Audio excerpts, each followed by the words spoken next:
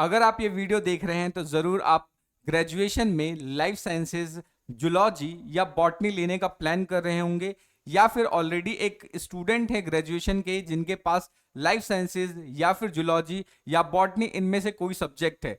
आज के वीडियो में हम जानेंगे कि आफ्टर ग्रेजुएशन आप लोगों के पास क्या क्या करियर ऑप्शन अवेलेबल है। So hello and welcome to young minds career institute. Hope all you guys are doing well. तो आज के वीडियो में हम समझेंगे कि आफ्टर ग्रेजुएशन आप लोगों के पास क्या क्या करियर ऑप्शन अवेलेबल है। तो सबसे पहले हम स्टार्ट करेंगे हाई रेटेड जॉब से, और हाई रेटेड जॉब्स की अगर मैं बात करूं तो सबसे पहले हम बात करते हैं गवर्नमेंट जॉब्स के बारे में। ठीक है, गवर्नमेंट जॉब्स में से सबसे पहले अगर हम बात करें तो आपके पास यूपीएससी का ऑप्शन अवेलेबल है। यूपीएससी के थ्रू क्या है, आप एडमिनिस्ट्रेटिव सर्विसेज के अंदर जा सकते हैं। उसके अलावा बहुत सारे अदर ऑप्शंस होते हैं यूपीएससी के अंदर। एडमिनिस्ट्रेटिव सर्विस की ही अगर बात करें तो बहुत सारे स्टेट है जो अपना पीएससी एग्जाम्स करवाता है, यानी पब्लिक सर्विस कमीशन, जो स्टेट पब्लिक सर्विस कमीशन होते हैं वो भी अपना एडमिनिस्ट्रेटिव एग्जाम्स करवाते हैं। तो आप सबसे पहले उसके अंदर के लिए एलिजिबल है या उसको अप्लाई कर सकते हैं। ठीक है, लेकिन अगर हम बात करें कि सब्जेक्ट स्पेसिफिक या फिर डोमेन स्पेसिफिक अगर एक जॉब्स की बात करें तो यूपीएससी ही एक दूसरा एग्जाम भी कंडक्ट करवाता है जिसको हम इंडियन फॉरेस्ट सर्विसेज बोलते हैं। ये बेसिकली ये वो एग्जाम है जिसके अंदर आपके जो डोमेन सब्जेक्ट्स हैं उसके अंदर स्पेशलिस्ट आपको होना पड़ेगा, तब जाके आप क्या है इस पर्टिकुलर एग्जाम्स के लिए एलिजिबल हैं। ठीक है, यानी इसको और कोई दूसरा फिल नहीं कर सकता, इसको सिर्फ आप ही फिल कर सकते हैं, क्योंकि आपके पास क्या है ग्रेजुएशन के अंदर लाइफ साइंसेज, जूलॉजी या बॉटनी अवेलेबल है। ठीक है, उसके अलावा क्या है, आप हर स्टेट का अपना क्या होता है फॉरेस्ट डिपार्टमेंट है, तो आप उसके अंदर बेसिकली क्या है फॉरेस्ट रेंज ऑफिसर हो गया, या फिर अगर हम बात करें असिस्टेंट कंजर्वेटर हो गया, इसके तौर पर भी अप्लाई कर सकते हैं। ठीक है, ये आपके क्या है सब्जेक्ट या बोल सकते हैं डोमेन स्पेसिफिक जॉब्स हैं जिसके लिए आप एलिजिबल हो जाते हैं या इनको आप फिल कर सकते हैं आफ्टर ग्रेजुएशन। ठीक है, उसके अलावा अगर आपको थोड़ा बहुत रिसर्च में इंटरेस्ट है, आप चाहते हैं कि इंडिया के top notch basically research institutes के साथ काम करना, तो उस तौर पे आप बेसिकली अप्लाई कर सकते हैं आईसीएमआर, सीएसआईआर, डीआरडीओ, इसरो, इन सभी हाई पेइंग इंस्टीट्यूशंस के अंदर बेसिकली आप क्या है साइंटिफिक असिस्टेंट या लैब टेक्नीशियन के तौर पर भी अप्लाई कर सकते हैं। तो ये बात आपको याद रखनी है।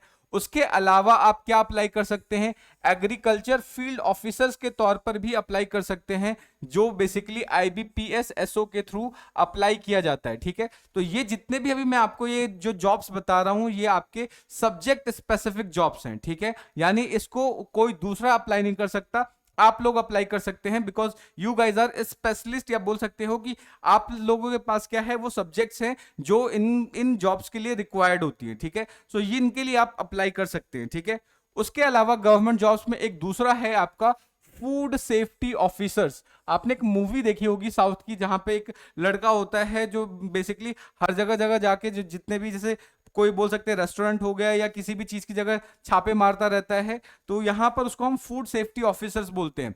तो आप फूड सेफ्टी ऑफिसर्स के तौर भी अप्लाई कर सकते हो और एफएसएसआई के साथ वर्क कर सकते हो, तो ये भी आपके लिए एक अच्छी अपॉर्चुनिटी हो जाती है। तो ये बेसिकली क्या है गवर्नमेंट जॉब्स के लिए एलिजिबिलिटी है, या इनको आफ्टर ग्रेजुएशन आप कर सकते हो। ठीक है, तो ये चीज आपको याद रखनी है।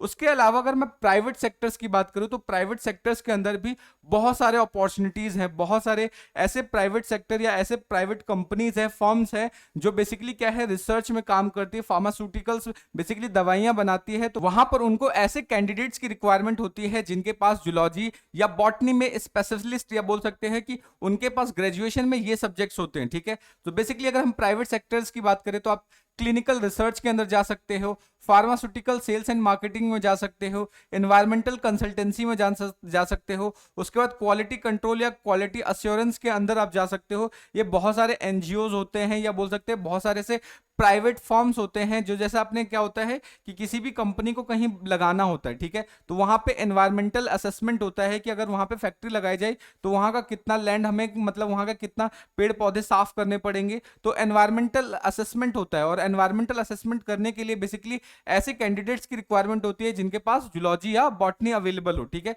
सो ये चीज आपको ये ध्यान रखना है, तो आप प्राइवेट सेक्टर में इन जगहों पे जा सकते हो।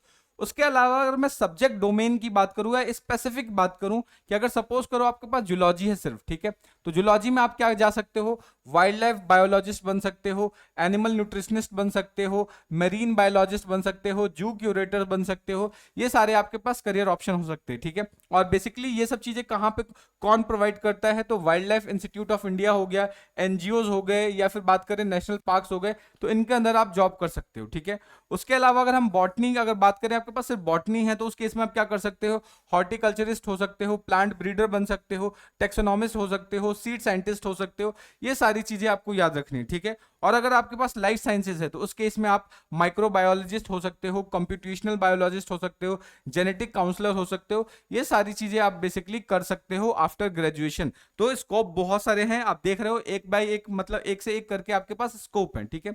लेकिन आप चाहते हो कि ग्रेजुएशन के बाद थोड़ा सा और पढ़ाई कर ली जाए, ठीक है, उसके बाद फिर जॉब में जाए, थोड़ा रिसर्च के ऊपर काम कर लिया जाए। तो बेसिकली क्या है, आफ्टर एमएससी आप क्या कर सकते हो, नेट का एग्जाम दे सकते हो, जेआरएफ यानी जूनियर रिसर्च फेलोशिप हो सकता है, पीएचडी करने के बाद आप रिसर्च में काम कर सकते हो। तो ये सारे ऑप्शन हैं। उसके अलावा अगर चाहें तो आप बीएड करके, आप बीएड अगर आपके पास है, आपने जैसे सपोज करो बीएससी करने के बाद बीएड कर लिया, एमएससी कर लिया, बीएड कर लिया, तो उसके बाद क्या है, आपको बहुत सारे गवर्नमेंट एग्जाम्स में टीचिंग अपॉर्चुनिटीज मिल सकती है, ठीक है। प्राइवेट किसी अच्छे स्कूल्स के साथ आप बेसिकली कॉलेज के साथ वर्क कर सकते हो। तो बीएड मस्ट होता है, तो बीएड आपको करना पड़ेगा। तो बहुत सारे टीचिंग एग्जाम्स होते हैं, ठीक है, ठीक है, जैसे DSSS हो गया, यूपीएलटी ग्रेड हो गया, असिस्टेंट प्रोफेसर हो गया, ऐसे बहुत सारे टीचिंग एग्जाम्स के लिए आप एलिजिबल हो जाते हो। तो ये चीज आपको ध्यान रखना है। उसके अलावा अगर हम बात करें तो बायो इन्फॉर्मेटिक्स हो गया, डेटा एनालिस्ट हो गया, इन सभी जगहों पे आप अपने सर्विसेज प्रोवाइड कर सकते हो। तो ये सारे क्या है, आपके करियर ऑप्शंस है, जॉब अपॉर्चुनिटीज है, ठीक है। अब बेसिकली क्या है, अगर आपको करियर ऑप्शन अच्छा करना होगा तो आपको ग्रेजुएशन में अच्छे से पढ़ाई भी करनी पड़ेगी, सो दैट कि आप इन सारे एग्जाम्स के लिए एलिजिबल हो सको, ठीक है। बिकॉज आप सभी को पता है कि कॉलेज के अंदर लगभग ना के बराबर पढ़ाई हम लोग करते हैं, लास्ट एग्जाम के टाइम में ही थोड़ा बहुत पढ़ लेते हैं, बस एग्जाम पास कर लेते हैं। और जैसे एग्जाम पास आउट होकर जब डिग्री आपको मिल जाती है, पता चलता है यार आपने तो कुछ सीखा ही नहीं, बस सिर्फ क्या है, आपके पास डिग्री है, बट आपके पास किसी भी तरीके का कोई एक्सपीरियंस नहीं है, किसी भी तरीके से आपने किसी भी टॉपिक के अंदर डीप नॉलेज नहीं है। उसके बाद दोबारा से आप कॉम्पिटेटिव एग्जाम्स की दोबारा से तैयारी करना स्टार्ट करते हो। तो बेसिकली हम लोगों ने क्या किया है कि कंप्लीट अपना बीएससी जूलॉजी का कोर्स लॉन्च किया है, जिसके अंदर से क्या है, डे फर्स्ट से ही आपको हर एक सब्जेक्ट के अंदर डीप नॉलेज आपको प्रोवाइड की जाएगी। आपको कुछ नहीं करना है, सिंपल सा कोर्स के अंदर एनरोल होना है, और उसके थ्रू क्या है, आपको हर एक टॉपिक के अंदर डीप नॉलेज देंगे, जिससे क्या है कि आप अपने ग्रेजुएशन में अच्छे मार्क्स गेन करोगे। लेकिन आफ्टर ग्रेजुएशन अगर किसी गवर्नमेंट एग्जाम्स को क्वालिफाई करना है, तो उसके लिए भी क्या है, आपके पास सफिशिएंट कंटेंट है, आप आसानी से इसको अच्छे से पढ़ के क्या है, पास कर सकते हो, उसको क्लियर कर सकते हो, ठीक है। और इस पूरे ही कोर्स के अंदर आपको क्या क्या मिलने वाला है, चैप्टर वाइज वीडियो लेक्चर्स मिलेंगे, यानी जो जो वीडियो आपको रिक्वायरमेंट है वो सारे वीडियो लेक्चर्स मिलने वाले हैं। उस लेक्चर्स के पीडीएफ नोट्स मिलने वाले हैं, ई बुक्स अवेलेबल हो जाएंगे। उसके अलावा आपको क्या है, जितने भी साल, मतलब कि हर टॉप 10 ईयर्स की बात कर सकते हैं, 10+ ईयर के सॉल्व क्वेश्चन पेपर मिल जाएंगे। उसके बाद Q&A सेशंस हो जाते हैं। उसके अलावा MCQ प्रैक्टिस सेशन है। ये सारी चीजें आपको मिलने वाली है, और ये सब इतने नॉमिनल कॉस्ट में, आप बोल सकते हो कि एक पिज्जा के प्राइस से भी कम प्राइस में मैं ये सारी चीजें आपको अवेलेबल करवा रहा हूं। तो जाके एक बार आप हमारे एप्लीकेशन पे चेकआउट कर सकते हैं, लिंक डिस्क्रिप्शन में मिल जाएगा। अगर कोर्स से रिलेटेड अगर आपको कुछ ज्यादा इंफॉर्मेशन की रिक्वायरमेंट है, तो आप डायरेक्टली मेरे व्हाट्सएप पे कनेक्ट कर सकते हैं, उसका लिंक भी डिस्क्रिप्शन में मिल जाएगा। तो इसी के साथ हमारा आज का वीडियो यहीं पे एंड होता है। होप आपको सारी चीजें अच्छे समझ में आ गई होंगी। अगर फिर भी कोई डाउट रह जाता है तो आप डायरेक्टली मेरे से कनेक्ट कर सकते हैं। मिलते हैं नेक्स्ट वीडियो में, तब तक के लिए जय हिंद दोस्तों, थैंक यू।